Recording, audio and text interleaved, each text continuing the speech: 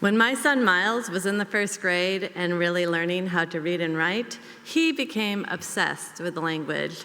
The bigger the word, the better. The more illicit the word, the more he had to have it. I happen to like cursing. My children call them my rainbow words. So when Miles asked me, "Hey, Mom, what's the A word?" my first thought was, is he not paying attention?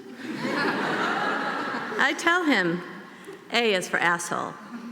A bright light and wide grin appear on Miles's face. He's got a shiny new word. Regret creeps over me. Speaking of assholes, did I really just put that ugly word in my son's head? Couldn't I have at least shortened it to ass? Couldn't I have made something up?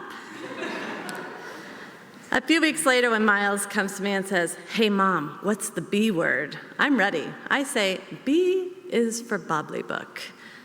What's so bad about bobblybook? I have no idea, but evidently it gets some people really mad. Miles is not the only first grader in hot pursuit of rainbow words. As I'm dropping him off at his classroom door, another mom accosts me. She wants to know if she can point her daughter in my son's direction so that he can teach her how to swear. I want to know, why my son? I want to ask, do you not know what will happen if my black son is taught teaching the other students how to curse? My mind flashes to the time when Miles is 2 years old, still in diapers, just starting to talk, hasn't even had his first haircut. I arrived to pick him up from daycare and am met by solemn faces. Evidently, Miles was removed from class that day. This in a school that doesn't even believe in timeouts.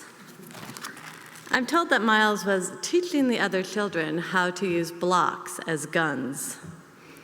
Of course, Miles is the only brown boy in his class. Of course, there's no way to know who was teaching who to do what, and of course, it doesn't really matter if toddlers are pretending to use blocks as guns. It took another incident, but I eventually moved Miles to another school. But my child is black and a boy and big for his age. It doesn't matter where he goes, we all know he has got to be careful. Well, most of us know. The mom of the blue-eyed first grader, not so much. I'm not sure if those first graders ever found their insider source or if the A and the B word were enough for him, but Miles didn't ask me about another word for a while. And then one day, "Hey, Mom, what's the N word?" I'm sick. I refuse to answer. "The N word is the ugliest word of all," I tell him. "I'm not going to be the one to put it in your head." Of course, this makes Miles want the word all the more. He campaigns for the word for the better part of a year. I explain that I have never uttered the word, and I'll be damned if I'm going to say it to my child. I share the history of the N-word. Miles argues that this is all the more reason that he needs to know the word because he needs to know when someone is being racist. I assure him he will know. And then one day we are visiting friends in Connecticut, and their young son Henry has been called the N-word on the bus. Henry is hurt and he is angry, but Henry can talk about what happened. And I know it's talking that saves us. And I know I have to prepare my son. Soon after, we sit down, and I tell Miles the N-word. I lean across our dining table, and I whisper into my youngest son's ear the ugliest, most forbidden word I know. Miles is taken aback. "What? That's it? Mom, I get called that all the time." I am horrified. "When? Where?" "At summer camp."